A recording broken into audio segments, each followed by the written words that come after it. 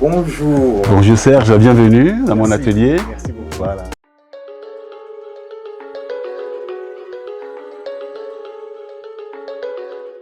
Alors Serge, je suis très heureux de t'accueillir dans mon atelier à Saint-Denis. Vraiment de te retrouver parce que ça fait un moment qu'on ne s'est pas vu. Exactement. Et pour notre public, nous sommes aujourd'hui le week-end des Journées du patrimoine et nous avons pensé qu'il était temps de rencontrer un artiste qui a un style à lui et qui mérite d'être connu, qui s'appelle Yao Metsoko. Exactement. Voilà. Donc, comme d'habitude, nous allons commencer directement par lui demander, Yao, peux-tu te présenter à notre public? Oui, je m'appelle Yao Metsoko, je suis peintre et sculpteur. Je suis en France depuis un peu plus d'une trentaine d'années. Et je me suis établi, après quelques années à Londres, je me suis établi en France. Et j'y travaille et j'ai mon atelier à Saint-Denis. Voilà. Bon. Merci Yao de nous accueillir dans ton atelier. Alors, où est-ce qu'on est ici? Alors, vous êtes dans mon atelier où vous pouvez trouver une panoplie des œuvres que j'ai réalisées depuis toutes ces années. Et aujourd'hui, c'est la journée du patrimoine, voilà, comme tu viens de dire tout à l'heure. Et nous faisons le pont, comme tu sais, nous les artistes de la diaspora, nous faisons le pont entre l'Occident et l'Afrique. Donc du coup, il est important aussi que nous participions à tous ces, je dirais, toute cette fête qui se vit à l'extérieur, et pour faire en sorte que la voix de l'Afrique soit portée de façon pertinente, quels que soient les endroits. Le pont, c'est nous faisons le lien. Nous sommes les artistes de la diaspora. C'est que nous portons une culture. D'accord. La culture africaine notamment. Au niveau symbolique, quoi, c'est ça. Au niveau symbolique, mais aussi au niveau identitaire. Nous avons une identité, nous avons aussi une façon de faire, des pratiques, et nous avons aussi un style, une vision des choses. Donc nous essayons de faire en sorte que, mais il se fait que nous sommes ici depuis des années, nous avons des enfants qui y sont nés et qui grandissent, donc il est important que nous imprimions un style qui, je dirais, qui est enrichi de cette, de l'Afrique et de l'Occident en même temps. Bon. Voilà. Allons-y pas à pas. Yao, oui. Quel est ton parcours jusqu'ici, pour arriver jusqu'ici? Alors, depuis tout petit, j'ai eu une maman qui aimait beaucoup l'art. Et comme elle a senti chez moi, sans nul doute, un talent, elle m'a encouragé à réaliser des œuvres d'iconographie religieuse. Et très vite, je me suis exercé. À quel âge? Alors, depuis tout petit, depuis vraiment mon tendre enfance. Et donc, du coup, je me suis exercé. Excuse-moi de te couper. Oui. Que moi, j'ai toujours ma question fétiche. Oui. Comment est-ce que tu rentres dans l'art? Alors, qu'est-ce que... Donc, tu veux me dire que dès le bas âge... Il y a quelque chose, quelque chose d'inné, quelque part. L'amour pour les couleurs, le beau, l'attraction pour l'insolite. Explique-moi clairement. Oui. Tu allais à l'école comme tout le monde? Oui. Et quand est-ce que tu faisais ce que tu es en train de nous dire? Avant même que d'aller à l'école, il y avait sans nul doute cette prédisposition et cet attrait au beau. Oui, oui. Et donc du coup, j'aimais bien réaliser des lignes, des formes. Et ma mère a dû sentir en moi, je dirais, un potentiel quelque part. Du coup, en allant à l'école, les choses se sont un peu plus révélées, amplifiées.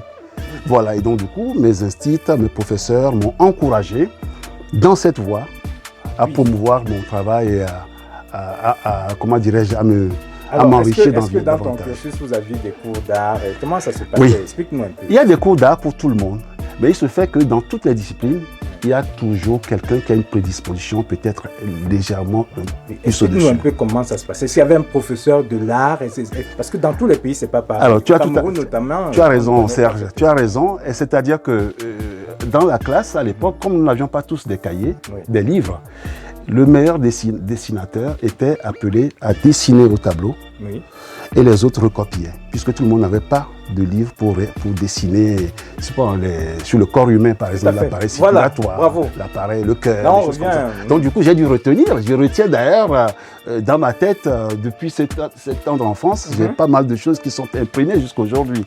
Et donc du coup, je me suis exercé en réalisant ces choses au tableau. Ta mère est intervenue à quel moment, là, tu disais?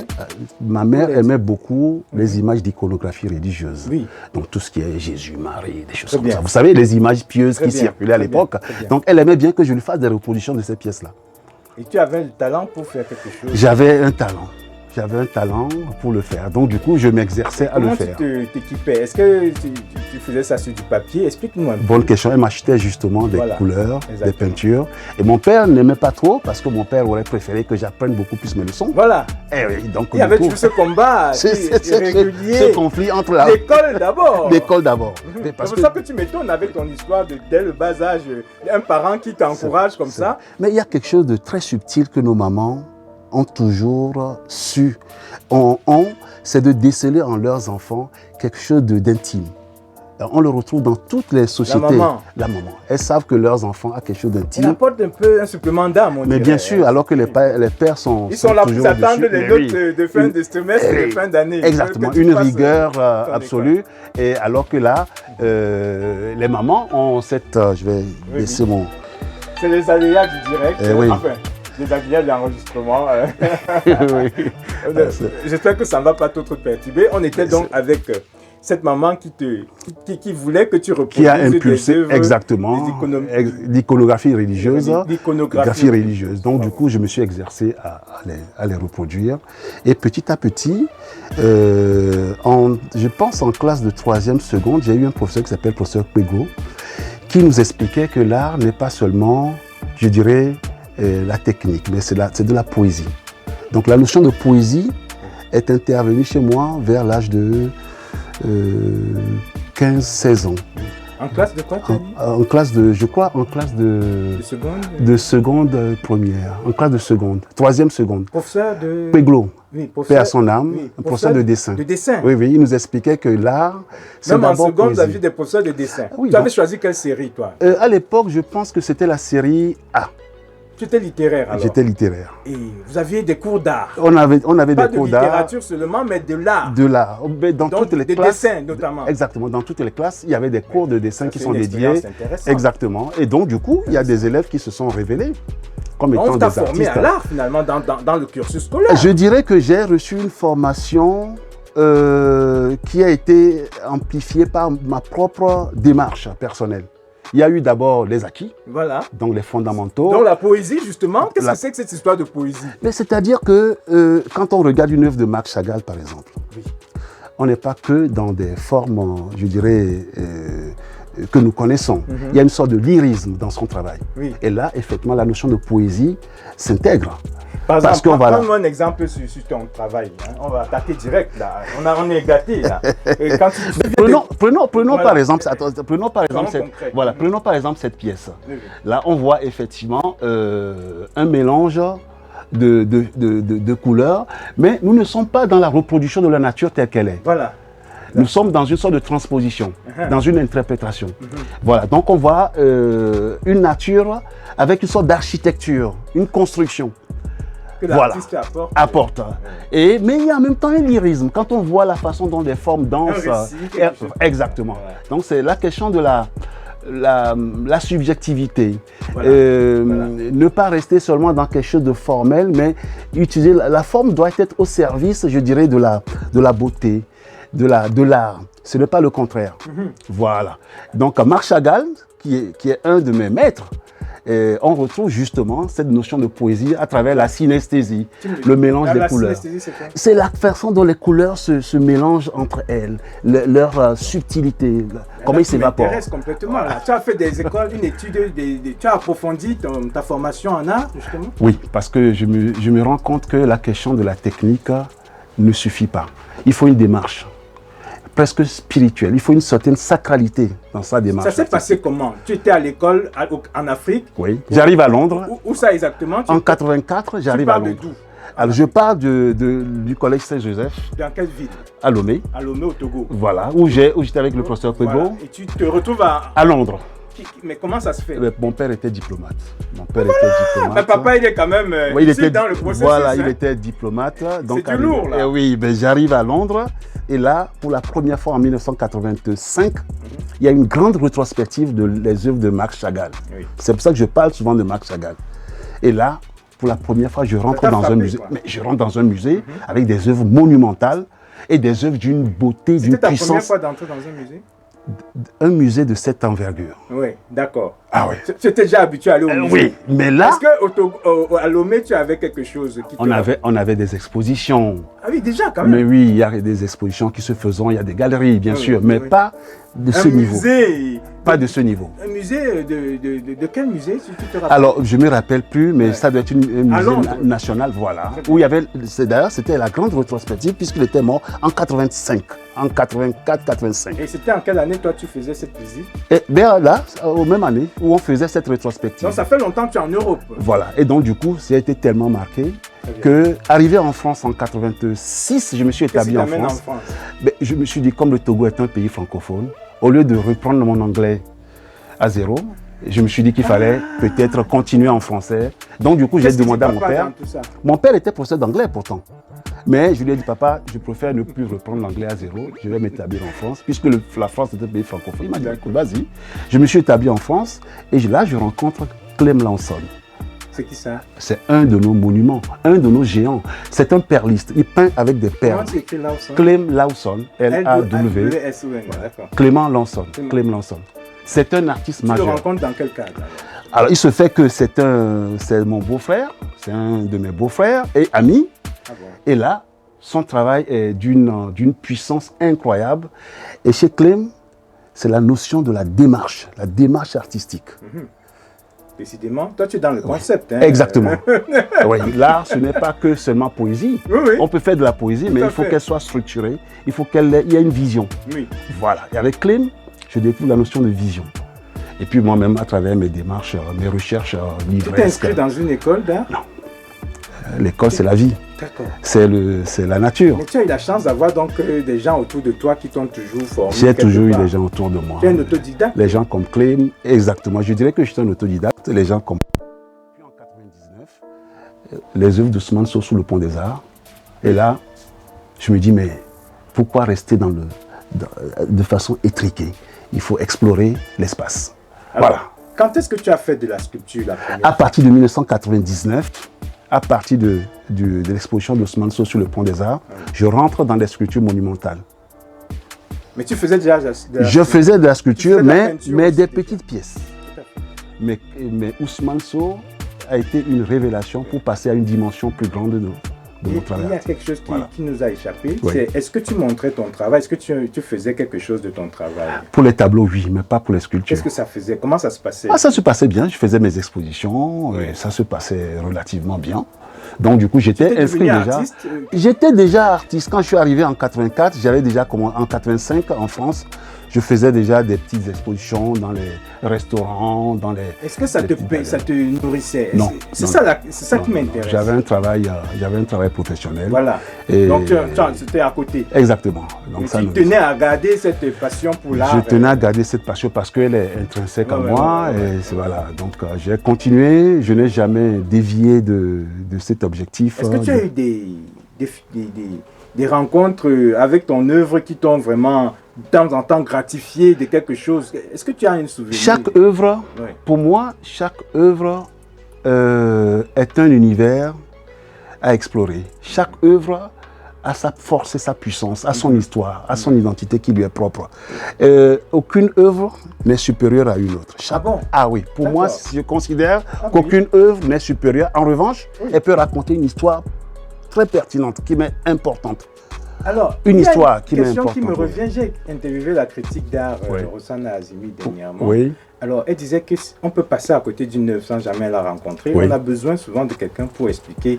Et donc, tu aimerais donc souvent être en mesure de pouvoir faire comprendre ton travail à quelqu'un ou bien quelle est ta position par il peut y avoir ce qu'on appelle les médiateurs. Voilà, c'est ça. Ça existe. Mais une œuvre, en réalité, devrait pouvoir suffire à elle-même. Parce que très souvent, le médian peut raconter une histoire qui n'est pas l'histoire intrinsèque à l'œuvre. Il peut se raconter, le médiateur peut se raconter lui-même, en pensant qu'il raconte l'œuvre alors qu'il se raconte lui-même. Parce qu'il y a une sorte de projection. Dès lors qu'on fait une analyse d'une œuvre, on se projette dans l'œuvre, quelle que soit la pertinence de ses propos. On apporte aussi son sens. Exactement. Donc du coup, parfois, il est important parce qu'il y a une sorte de subjectivité. Oui, non, mais ma question aussi est par rapport au rapport à l'argent. Je vais être cru. Oui. Est-ce que tu as eu une œuvre qui t'a donné une fortune qui n'était pas seulement esthétiquement appréciée, mais qui a aussi dit, bon voilà, un preneur, quelqu'un dans des expositions, est-ce qu'il y a des expositions ventes? C'est ça, ce côté rapport à... Oui. Alors justement, c'est cette équation entre la question de la création et le marché. Il y a cette problématique-là qui se pose effectivement. Je suis en train d'en sortir. Ah bon? Oui, je suis en train d'en sortir parce qu'il y a un dictat du marché et j'ai tout fait pour retourner travailler en tout en gardant mon travail artistique de telle sorte que je sorte du dictat du marché, des commissaires d'exposition et des galéristes pour avoir une liberté de ton et puis pouvoir imprimer ma réelle démarche artistique. Parce que, à un moment donné, l'artiste est tributaire du marché, du client. J'aime bien ce tableau parce qu'il correspond à la couleur de mon papier peint ou de mon meuble. Et c'est vrai qu'à un moment donné, il faut composer avec, mais il arrive un moment de la vie de l'artiste, une maturité, que l'artiste doit pouvoir faire un choix. Ben, entre se laisser bouffer par le marché, c'est-à-dire que vivre économiquement bien, et puis de l'autre côté, comment faire en sorte de continuer à garder le socle de sa création, de son élan intérieur. Ça, c'est formidable. Oui. Alors, tu es en train d'en sortir. Ah ben écoute, moi je suis en train d'en sortir. Je viens d'ailleurs de trouver un travail professionnel qui me permet justement d'avoir une garantie. Donc tu veux vraiment être dans ton art autonome, ne pas dépendre des influences? Non, c'est pas ça en fait. En fait, c'est parce que dans mon parcours, dans mon processus, dans mon évolution, je suis arrivé à un moment donné où j'ai envie de faire ce qu'on appelle la question de la transmission. La question, c'est-à-dire que aujourd'hui, je ne cherche plus à ce qu'on dit yao, non. Mais qu'est-ce que je peux apporter de ce que je sais, de ce que j'ai? Qu'est-ce que je peux apporter à la jeune génération? À 56 ans, les choses avancent très vite. Je pense que j'ai essayé d'élaborer quelque chose, une science qui me permet aujourd'hui d'être utile à la jeune génération. Donc du coup, je ne peux pas continuer à jouer les mendiants avec le marché, alors qu'en fait, je porte déjà une richesse et il ne dépend qu'à moi de pouvoir le déployer positivement et le transmettre à la jeune génération. Le matérialisme donc ne t'intéresse pas trop, c'est le rapport à l'argent. J'ai un salaire qui est garanti tous les mois, donc je veux ouvrir des chemins nouveaux. Voilà. Je veux ouvrir des chemins nouveaux dans l'art, consolider mon travail et faire en sorte qu'il y ait une sacralité réelle et que le cœur de ma création soit maintenu et qu'elle ne soit pas dévoyée ou qu'elle ne soit pas pervertie par le marché. Mais j'en suis là aujourd'hui. Tu peux faire un peu des deux. Je n'aurais pas tenu ce discours hier, je le tiens aujourd'hui, parce que je peux le tenir aujourd'hui. Voilà. C'est une démarche vraiment... C'est une démarche personnelle. Quand quelqu'un vient dans mon atelier, je n'attends pas qu'il m'achète forcément une œuvre. J'attends effectivement qu'il puisse y avoir un dialogue pertinent. Et s'il y a quelque chose qui l'intéresse dans la démarche que j'imprime, alors nous pouvons cheminer ensemble. Waouh. Voilà. Notamment à l'occasion des expositions, à l'occasion, vous fonctionnez beaucoup comme ça, hein, et par des expositions. Ou bien est-ce qu'il y a un artiste, un particulier peut être fasciné par votre travail et dit je veux venir vous voir? Mais bien sûr. Comment ça se passe? Ah non, là il n'y a pas de condescendance, ni de... Nous sommes constamment ouverts. Et je vends toujours mes œuvres et j'apprécie que quelqu'un m'achète une œuvre à 10 €, 15 €, 50 €. Alors, au niveau du prix, oui. C'est facile pour toi de te donner ton prix à ton travail? C'est quand même aléatoire. Oui. C'est vrai qu'à un moment donné, il y a des barèmes. Oui. Mais c'est quand même aléatoire. Prenons par exemple, parle-nous un peu de ce que nous voyons autour de nous. Essaye de nous donner... il y a plusieurs, je travaille sur plusieurs... Ça s'appelle comment ça? Alors ça, c'est une série d'œuvres que j'ai faites ici, sur ce que j'ai appelé la quintessence. Quintessence sur les valeurs traditionnelles africaines. Voilà, là on retrouve... Sur cette pièce, on retrouve une tunique. C'est un habit traditionnel que les chasseurs, les guerriers de chez nous portent. On appelle ça les asrafous, qu'on retrouve au Ghana, au Togo, et même en Côte d'Ivoire. Et ces habits-là sont parés de figures, de quelques figures géométriques. Et ces figures, ce sont des portes en réalité. Des portes? Voilà. Chez nous, dans le peuple Akbosso, chez nous, vous avez devant la tunique 36 pièces comme ça, 36 pièces comme ça, 34 plus 2. Et derrière la tunique, vous avez 38 portes. Vous avez pris le temps d'apprendre cela? Comment ça se fait? Ce sont des habits qui me parlent, parce que moi-même j'en ai un Ouais. C'est votre tradition. J'ai eu l'honneur d'en avoir bénéficié quand mon oncle, avant qu'il ne meure, paix à son âme, il m'a confié cette tunique pour la famille. Donc j'ai une de ces tuniques qui me parle. Donc du coup, je n'ai même plus besoin qu'on m'explique. Est-ce qu'on vous transmet des connaissances par rapport à ça, justement? C'est important la question de l'initiation. Voilà. C'est vrai qu'il y a des dimensions, la question de l'initiation, mais il y a parfois ce qu'on appelle l'inspiration. Ça vous inspire, vous, en plus artiste. Voilà. Moi, je ne suis pas... Vous faites la liaison entre votre travail et... Oui. Il y a deux niveaux. Il y a le niveau de l'inspiration et le niveau de l'initiation. Je pense qu'à mon niveau, je suis plutôt dans l'inspiration. Je ne suis pas dans une religiosité, dans ma démarche. Vous avez appelé ça, cette série, c'est quoi? La quintessence. La quintessence. Série Derrière, quintessence. Pareil, un peu, là, on retrouve la même chose. Oui, d'accord. 34 plus 2 et 38. C'est-à-dire 34 plus 2. En fait, ce que je peux dire, c'est que ça tombe très bien que tu passes. Je suis très heureux de t'avoir, Serge, ça fait des années. Ça fait plaisir, vraiment. Cette tunique, en fait, c'est la maison. C'est la mère. La maison. C'est notre maison. C'est notre temple. Oui. C'est la mère. C'est unique. C'est unique. C'est la matrice. C'est la mère. On rentre dans une tunique comme on en sort. Wow. Donc c'est un réceptacle. Il faut parler avec les artistes. Très bien. C'est une maison aussi. L'habit, cet habit, c'est ce que nos ancêtres nous ont laissé. Très bien. C'est à nous de comprendre le sens intrinsèque. Wow. Malheureusement, ça devient comme une sorte de folklore aujourd'hui chez nous. Et c'est ça qui me peine. Je suis allé en Afrique, c'est devenu du folklore. Vous avez des petits jeunes, des petits jeunes qui viennent pour faire des choses avec nous et on sort ces habits. On ne doit pas les sortir. On les sort quand on intronise un chef ou quand un roi est mort. C'est en ce moment qu'on les sort. Mais on ne les sort pas pour des petits gens qui viennent pour nous amener des préservatifs ou des choses comme ça. Mais bien sûr. Et c'est un combat vraiment que nous devons mener pour ne pas perdre, n'est-ce pas, le sacré Mais il est en train de se perdre malheureusement. Ça se délite dans des... Parce que, effectivement, le gars qui arrive, il t'amène un peu d'argent. Voilà. Et donc, le souci de transmission, vous avez raison de cheminer vers ce... Souci de transmission et faire de la pédagogie. Bravo. Voilà. Donc, continuons. Prenons par exemple les œuvres plus... Alors, ces petits tableaux, je les ai faits pendant le confinement. Pendant que nous étions à la maison, puisqu'il ne faut pas oublier le Covid qui est passé. Ça vous permettait de vous échapper. Exact. Avec du café. Je prenais du café. C'est du café, ça? Du café. Marre de café? Exactement. Juste du café. Voilà. Et voilà, quelques empreintes. Voilà, quelques empreintes et quelques petites touches d'acrylique. C'est formidable. Et les œuvres sont sorties. Et pendant ce temps, j'étais dans mon salon. Revenons avec un peu un style qui ressemble à Picasso. Là, c'est la dualité. Nous sommes dans ce que j'appelle, c'est la série de la dualité. C'est-à-dire? Ce sont des forces antagoniques et ambivalentes qui sont en nous. Oh là là, formidable. Ce sont des forces qui se complètent, mais en même temps qui se battent. Et l'être humain, il est comme ça. Oui.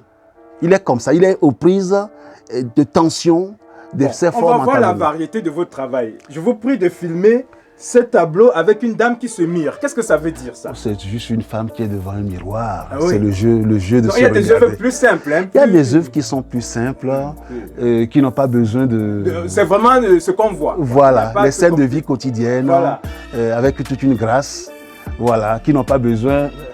Il faut qu'on soit de temps en temps léger aussi. C'est très bien. Il y a l'ancrage et le rayonnement. Le narcissisme. Voilà, c'est important. Voilà, alors on a... des coupures de presse. Oui, j'avais fait tout un travail d'installation que j'avais fait à l'époque sur les masques. J'ai appelé ça les masques en jeu. Masques en jeu. Donc c'est un élément qui fait partie d'un ensemble et dont je n'ai pas encore travaillé sur cette installation. Et là, c'est la naissance. Naissance, N, apostrophe, essence. Naissance en soi. Génial. Voilà. Oh là là, c'est formidable. C'est pour ça qu'on met souvent des petites écritures pour expliquer. Pour expliquer, voilà. Mais ça, c'est pour revenir là.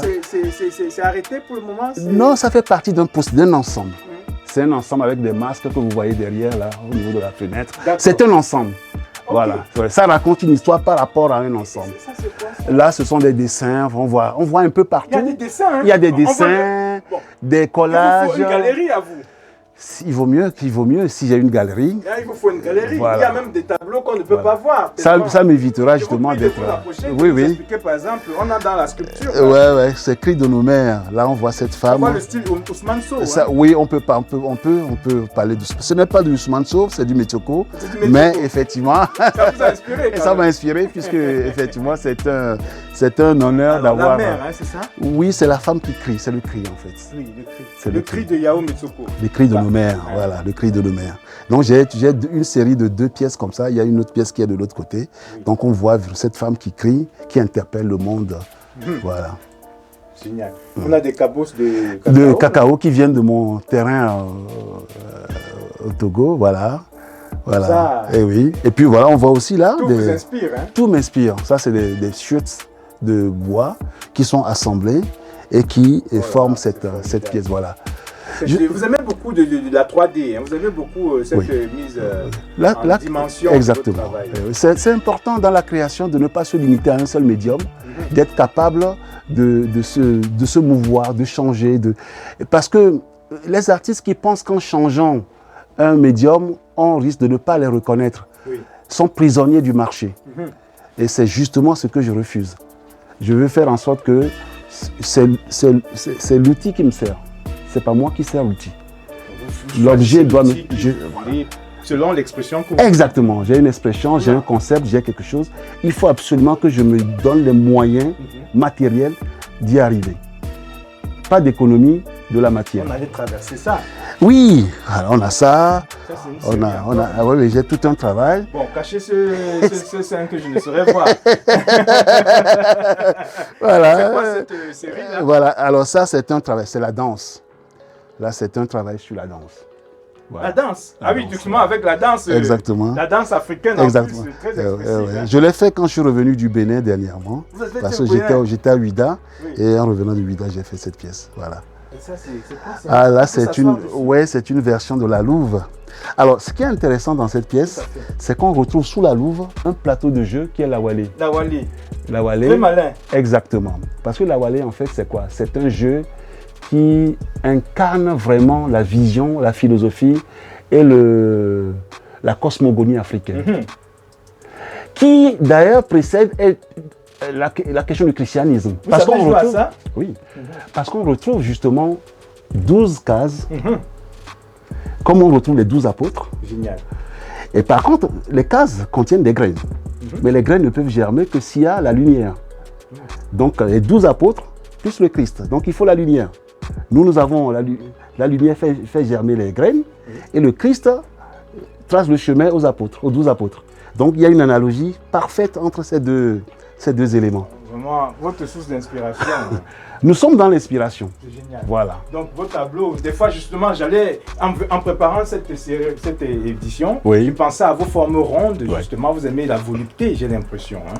J'aime la volupté et puis surtout en Afrique, on sait très bien que sur les routes africaines, on rencontre très souvent nos femmes, les mamans, les nanabaises comme on dit, qui sillonnent les routes et pour aller acheter des choses, qui font vivre d'ailleurs l'économie de chez nous au péril parfois de leur vie.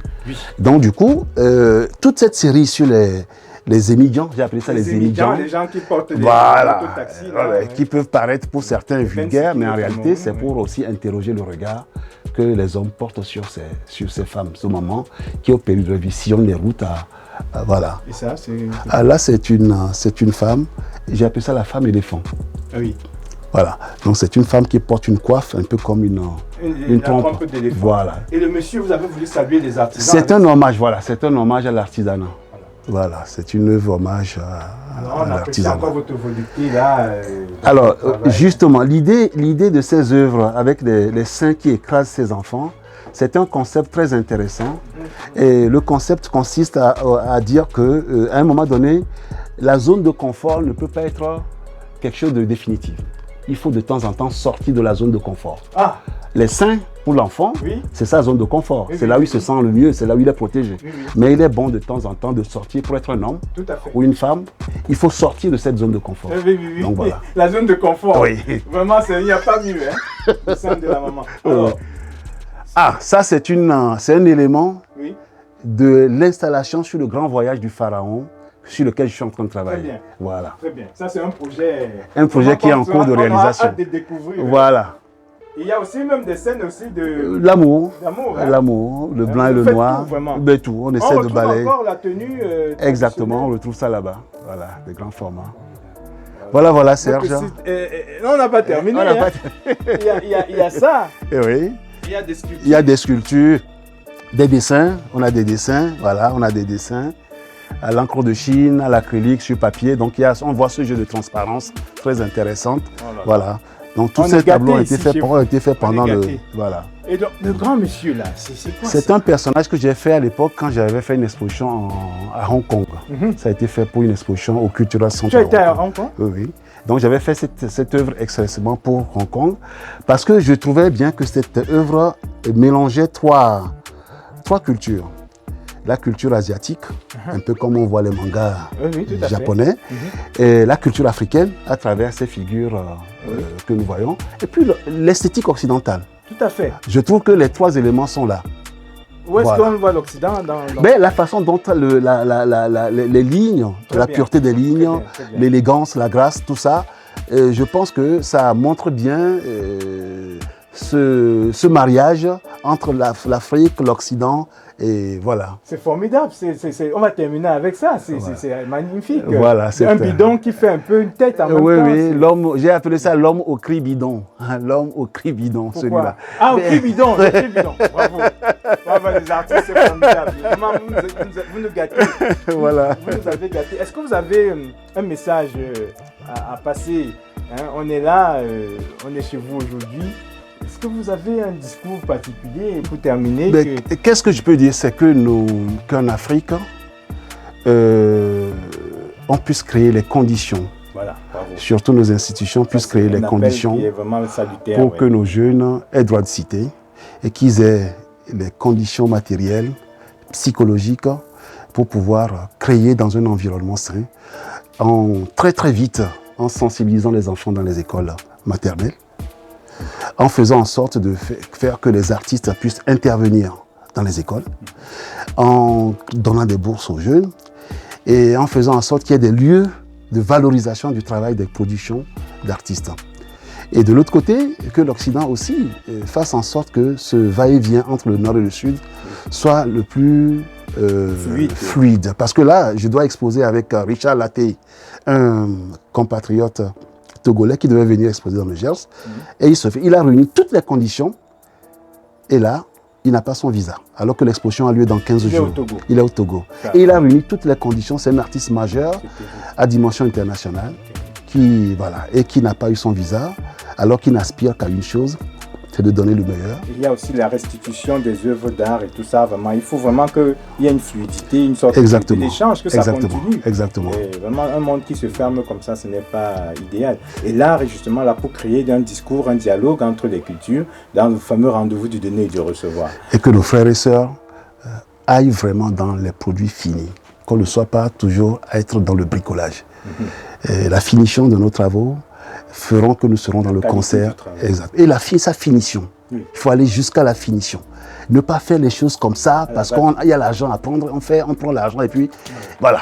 Non. Être sérieux dans la démarche. D'où d'ailleurs ce que vous nous avez dit tout à l'heure par rapport à cette capacité à transmettre. Ne pas seulement chercher à s'enrichir soi pour soi. À un moment donné, comme on dit, quand on a suffisamment reçu, on a envie de donner. Je crois que nous en sommes là, c'est un peu le but de mes articles. On estime qu'à un moment donné, on ne peut pas passer sa vie à ne penser qu'à soi, mais on peut aussi être des courroies de transmission. Mutualiser nos compétences. Qui perd un peu de sens d'ailleurs, alors qu'il y a tellement de richesses à partager. Merci vraiment pour votre accueil et comme on dit souvent, je ne sais pas si vous avez bien clôturé votre... Oui, là c'est bon. En tout cas, merci beaucoup de votre visite. Merci à vous. Et puis que l'art soit, que la créativité soit. Merci. Voilà, merci. Si ce travail vous plaît, n'hésitez pas de vous abonner et de liker, de partager pour nous encourager à montrer davantage ce foisonnement qui ne demande qu'à être présenté au public. À la prochaine édition. Merci.